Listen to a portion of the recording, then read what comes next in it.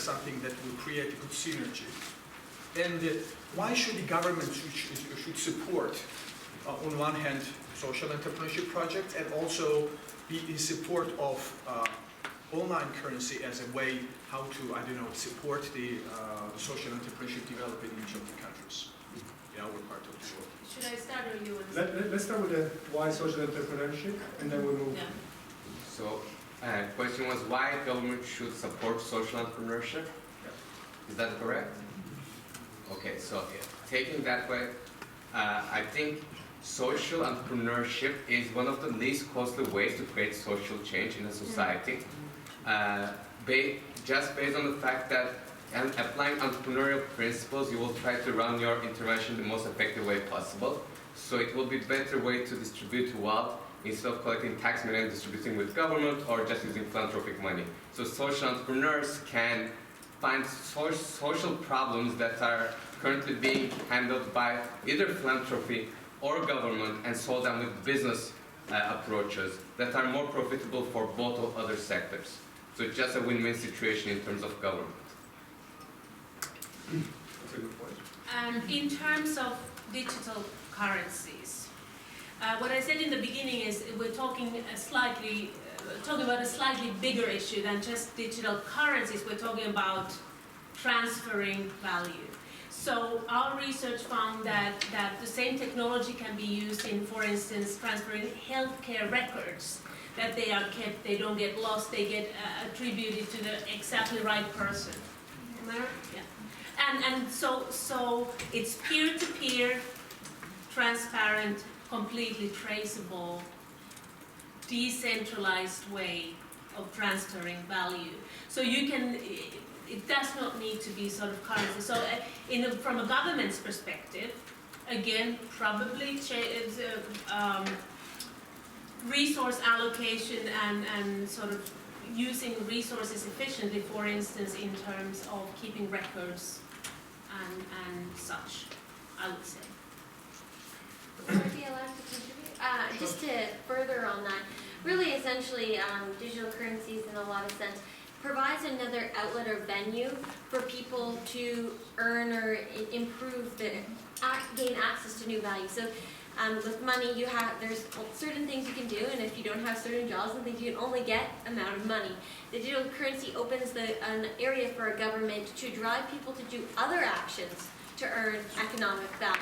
At the end of the day, that currency is still going to be transferred into a value. It could be gift cards of money. It could be access to certain experiences that you would be using your money and your wage to buy.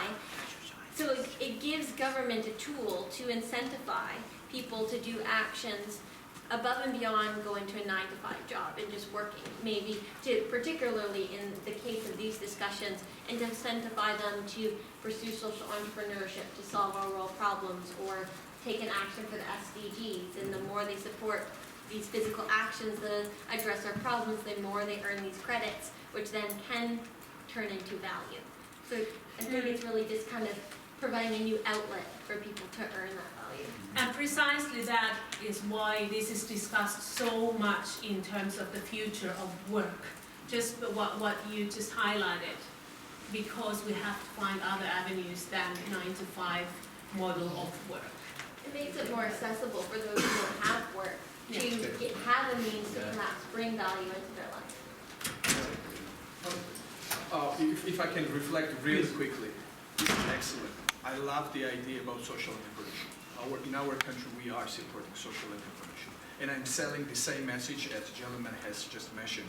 But whatever we are discussing right now, it's an idealistic world. When we're talking about social entrepreneurship, it's mostly motivating young people who are doing nothing after school hours, even if they are not, many of them are not even in schools. So there are maybe some basic things which we are not touching right now because we're looking at a much bigger picture. And I agree with you. At some point of time, maybe in 10 years' time, 15 years' time, when our countries, and most of our countries are doing much better than they do these days, we can speak about something more advanced, as we're discussing already. But there are also very important components that we should not lose touch with what reality is. In many of our countries, and Georgia is not a very wealthy country, but it's not very poor as well. But we still see there is a huge group of young people who are doing nothing, and do not have any even motivation. And for us, for our country, we see social entrepreneurship as a way of motivating them to get involved into technology, to get closer to the development and make the impact not only on their local communities, but the country as such on a much bigger scale. A follow-up to that, I know in Georgia, do you have social impact bonds? No, Do you mind if I give a quick summary of social impact bonds? So who in the room knows what a social impact bond is? Okay, a few people. So I'll do a very quick summary. The concept began in UK by an organization called Social Finance. The basic idea is find something that government is usually doing, responsible of doing, and if a social organization believes that they will be better at doing it than the government. So let's say the government is responsible of bringing education to an underprivileged group in a certain area, and the government is spending X amount of money to do that intervention. A social group goes and says, okay, we're going to be able to do what we are planning to do. These are the impacts we're going to meet, and we're going to do it for half of the cost. This is our goal, this is our plan, and there's an agreement with the government saying if we achieve this plan, you are going to give half of the amount of money you're going to spend usually to us. And then they have this agreement with the government, and this social group goes to private sector with this bond and saying, hey, we're going to do this intervention, we need capital to be able to do it, but we believe we're going to do it successfully, so if we invest, we're going to get more money from the government, and we're going to give the money we get from the government to you. So this is a partnership with private, public sector, and non-profits working together to create social change and do it effectively. There are, I think, over 23 countries that are part of the social finance community, and I strongly suggest you to look into it. I think it's a very practical way to employ social entrepreneurial methods and also create change and have support of the government. Thank you. I would like, if you don't mind, to move to the next panelist. It's a great honor to introduce somebody from the MIT. I told her today to the MIT. It's like, wow, you're the MIT. Wow, it's so cool. Anyway, so Saba, you studied at the MIT planning and urbanization. Is that correct? Urban planning. Sorry. So you have the floor, and I think already a number of elements of your intervention has been touched upon before. Please. Sure. I'm gonna. Thanks for the introduction. I'm happy to be here. I'm speaking on behalf of the UN MGCY, which is the major group for children and youth. I want to sort of broaden the discussion into talking about SDG9 and how that links to urbanization and my studies and sort of the intersection between resilience, urban planning, and innovation. So as Matteo mentioned, I'm studying urban studies and planning at MIT, and my focus is on energy and water planning in India, focusing on the potential for hybrid renewable energy systems. So I'm really, I guess what I want to focus on today is try to broaden the scope of SDG9 and its implications on the larger 2030 agenda for sustainable development, sort of what the man from Singapore was talking about. I'm sorry, I forgot your name. No.